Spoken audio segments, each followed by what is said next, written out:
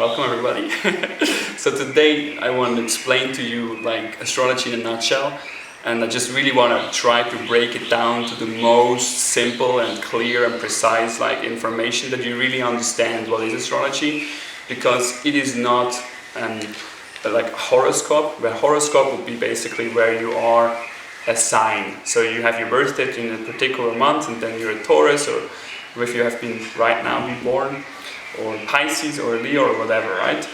But actually astrology is much more complex, and sometimes it's actually really difficult to explain the complexity without getting lost. Like sometimes you would have like lectures of hours and hours where you have like so much talk and every detail, but I want to summarize it in a nutshell, but still give you like an idea why astrology is so much more than just the horoscope or like one zodiac sign, and how we see and understand that. So for that I want to just say that astrology is like language. Astrology is not science, and it's not like in that sense like one-to-one applicable. It's much more language that actually is like a poetry of our soul. That's how I find it like the most applicable for myself, and the most beautiful I find is like it's explaining this diversity of humanity, that everybody is different, and you can almost have a language why that is the case. And for me that has been the most enlightening one in the beginning, because it's in that sense you understand that people are different, but you don't know yourself, and the more you understand yourself and the more you understand others, and the more you understand that others are different, you're more allowing yourself to be different. And I think that's the biggest gift that astrology holds, the capacity to understand somebody else even though it's not you. You don't have to adapt, you don't have to change, but there is an understanding why, and there's reason, there's a logic behind, even though it seems super chaotic from the outside, right? So for that I want to explain to you the 12 zodiac signs. So you have the 12 zodiac signs here, and I wrote down the symbols, and a lot of people are kind of aware of the symbols, but I also wrote down the names, and I put the 4 different colors. The 4 different colors are important because it's like the foundation of astrology. It's actually not 12 zodiac signs, it's the 4 elements. So you have fire, earth, air and water. And then you could say they are coming in different kind of constitution or different form. It's like water. You have water is frozen, you have water like evaporating, and then you have normal water. So there are 3 states, but it's still the same element. So then you have 3 states. So you have Cancer, Scorpio and Pisces. So there I have 3 different states, and that's called cardinal, fixed and mutable. You don't have to remember that, but it's important if you want to study more astrology, because it gives a different nuance to each water sign. It's not that all water signs are all emotional and they're all lost. They have all a different quality, the way they function and the way they behave. But when we speak about 12 zodiac signs, then you can understand, there are 4 elements and there are 3 modes, you could say. So 4 times 3 is 12 zodiac signs. And we are beginning in springtime, and in springtime is basically this angle, or like the 4 phases you could call them. So it's the ascendant, descendant, the IC and the MC. That's more information for later, but just that you have heard that. So you start with Aries, then you go to Taurus, Gemini, Cancer, Leo, Virgo, and Libra, Scorpio, Sagittarius, Capricorn, Aquarius, Pisces. So now you have heard all the names. These are the 12 zodiac signs. And basically it's like from spring to winter, and it starts again. So I will take this down now because I cannot hold it up all the time, but I want to explain to you like the way it works. So basically you have Aries is the first sign. So Aries is a fire sign. So imagine like Aries is like this first impression of the world. A lot of people that have Aries qualities, and they are like fresh. Imagine like there's no imprint on your soul, or like imagine like you have no ideas how an interaction should happen between the student and the teacher, or like your boss and you are the employee. It's like, well, I'm just myself and you're yourself, right? It's just straightforward. And so it's like they're coming here to learn, and they learn life. So therefore Aries is like the bull, like that, or like that ram that has a horn, and it's about friction, it's about fire, it's about learning to endure friction, that through an interaction and through a discussion, through a conflict, actually comes experience in life. And it's almost a little bit like a dog, you're running from place to place, and you see, oh, it's not this place, oh, it's not that, like they go in all directions. It's like they have to figure out, I'm not this, I'm not that, I'm not doing that, I don't want this, but I tried it, now I can get it out of my system by doing. So fire has a lot to do by being active. So it's a physical sign. Then we go to Taurus, and Taurus is the next sign where it's about earth. So it's about becoming aware of your 5 senses, becoming aware that you have a physical body and enjoying the 5 senses as well. It's like this pleasure, it's like the comfort, the feeling of being nurtured, of cultivating stability, like finding your tribe, you know, having a garden, making something with your hands, maybe even singing, you know. But it's about this cultivating something that's already like alive within you. It can also be like this comfort in the sense of luxury, like you really like the material world. And then from there you would go to the next sign, which is Gemini. And Gemini is the mind. So you see we have the body, like the spirit coming into the body, then we have the physical body, then we have the mind with Gemini, where it's about understanding, learning, accumulating, separating, you know, having an opinion, having, for every more information, have more questions. And it's a little bit like a butterfly, like going from flower to flower, like trying to get more information from place to place, but not becoming an expert, not going deep. It's all about fun, being silly, enjoying, and it's much more the communicator, you know, of sharing the information and then going next. And that's some qualities of Gemini, but it's about learning. So it's very much about using the mind in its best version. Then you would have the last element. And Cancer then is water. So now you're ready to go into your emotions. And Cancer is coming into your inner world. It's almost actually Cancer, because it's the first sign in water. It's like you're a bit lost in your inner world. It's almost like you're so moody, you're constantly changing, you're never sure who you are, or like what you have felt. Is that still alive in you? Is that still something that's there? Because you're constantly changing, and that makes you really uncomfortable. That makes you really sensitive, very vulnerable, and that is the crab. The crab is not like the next sign, the Leo, coming into a room. It's like, hi everybody, like how you doing? It's like sideways with a good friend coming in. It's like, hi, how you doing? Maybe it's better if you open the conversation. But inside, there's such a richness, there's such a wish to be protected or to help and for union. Actually, it's a very romantic sign, it's a very longing sign, like every water sign. So this is the 4 first signs, and you see already the elements, and we will repeat them, but in a different mode a little bit. But then we go on to the next sign, Leo. Leo takes on actually the whole creativity that comes from Cancer and expresses it. It has the confidence of being seen, like it wants to be seen. It's actually almost a bit silly when it's immature, like every fire sign, like they want to be recognized, so they pretend or they do something silly just in order to get attention. Like every fire sign needs attention. They pretend to be very secure, or they seem to be like have a lot of courage, or like just like, wow, how can you just stay on the stage? But actually it's like, I need, like as much as you want me to be seen, like as much I need you to see me. So it's like vice versa, and you sometimes don't see that because you can kind of fake it. But then it's the learning process of Leo, of connecting with that inner aliveness, that inner quality of light or beauty or love or passion, to express that to the outside, and not doing what the outer world or the public wants, what's trendy, what's cool, but actually giving what actually is alive in you. That's the real lesson of a Leo. And then you have the Virgo. Okay, you have now learned, you have mastered the 4 first elements, and you have expressed them. Now it's about mastering yourself. So Virgo is very much about finding the perfection within yourself.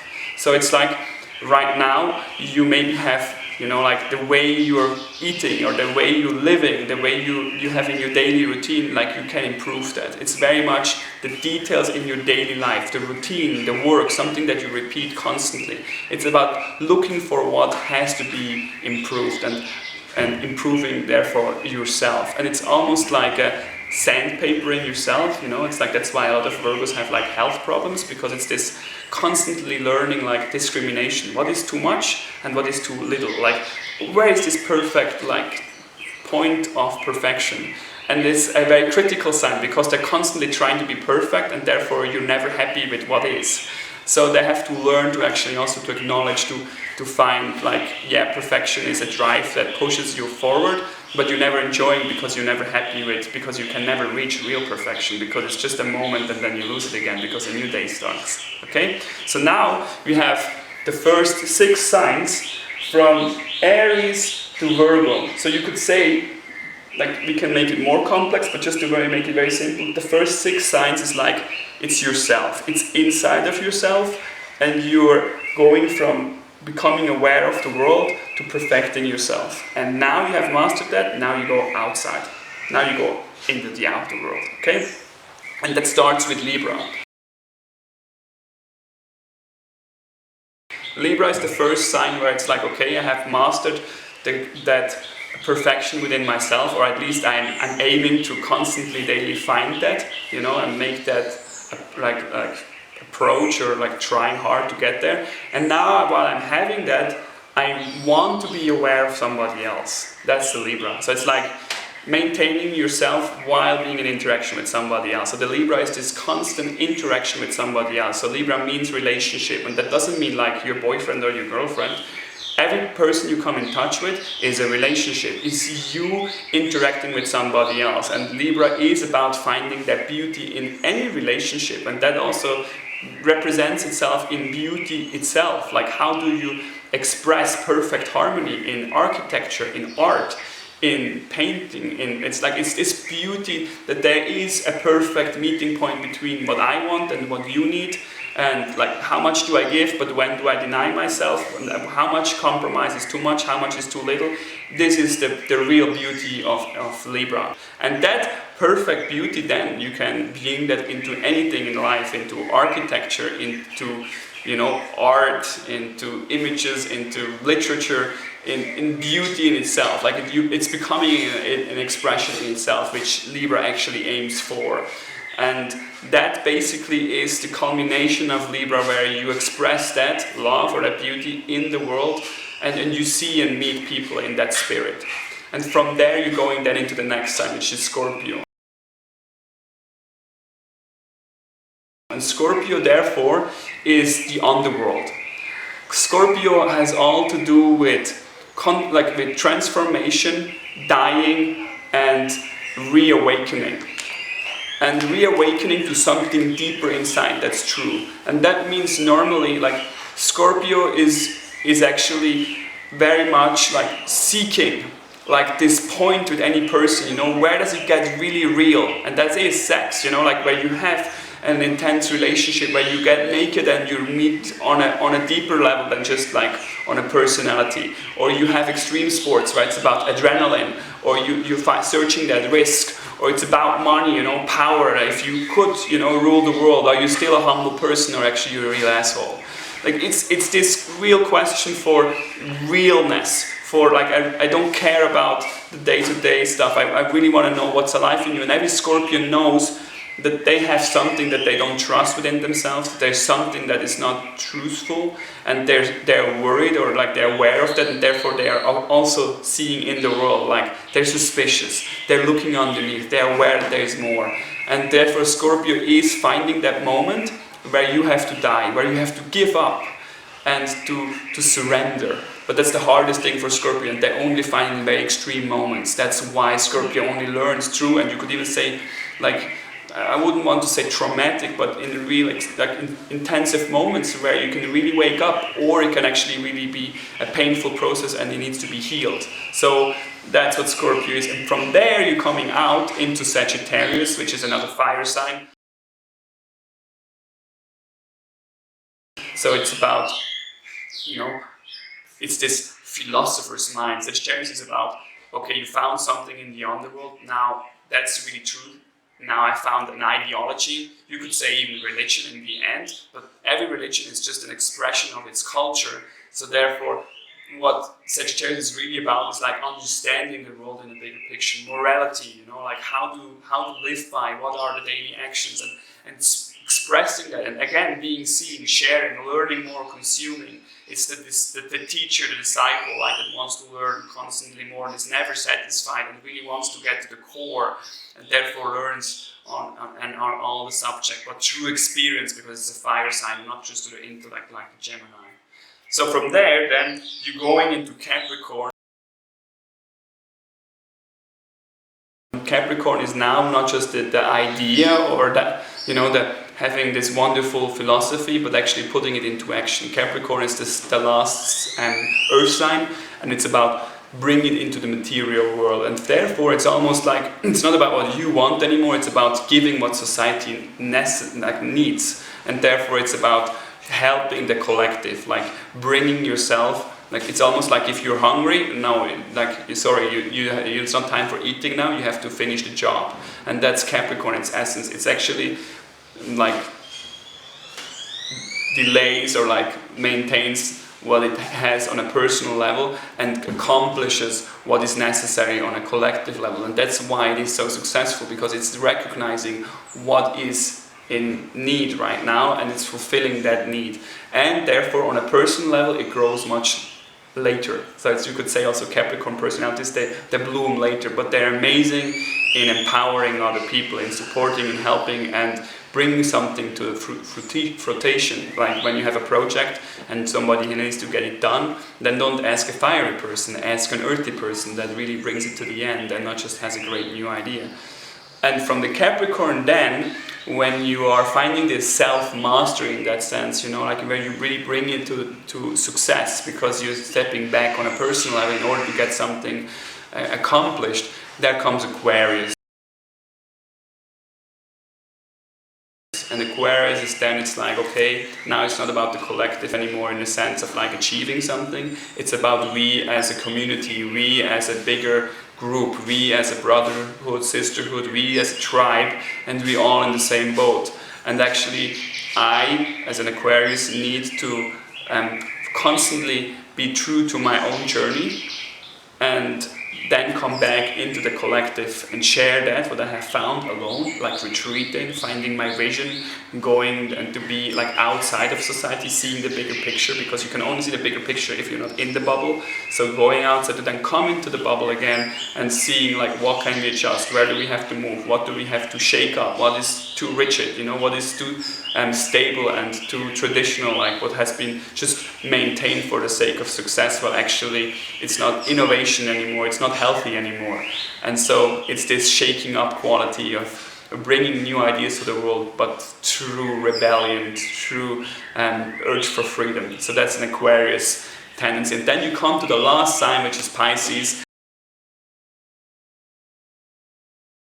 And Pisces then is the absolute transcendent. Like, it's not about you anymore. You have found that perfect completion in between like your vision and the collective, like in Aquarius. Now it's about you are letting go what you need and you're devoting yourself to something bigger. You are searching for that trust in life in itself and seeing that everybody actually in its essence is awareness, which is expressing in a different light, but ultimately every person is beautiful, is trying its best, is here for a reason. Every moment is a moment of like to relax into, to flow, to be guided by the universe and see that beauty and trust that beauty and seeing that life is taking care of you and that you are just an expression of that cosmos, and therefore it's like that cosmic energy flows through you. So in that sense, you see now, like we're starting from Aries on a very personal level, a very physical level, and to learn to go and to actually end up in Pisces to actually really transcend. And that's not a circle, like where it's like you start here and then you're done. This is a spiral. So it's just elevating up and higher and you're never really done. And yes, now we can speak about the zodiac signs, that we spoke about that, but now you understand also, you can relate to every single sign, because they're all alive in you, and you're not just one. But the themes that you have in your life are probably more in some particular signs and less in others. And that's what astrology is about. You can see like how your personality is working, and that's what I'm going to express now to you. Okay?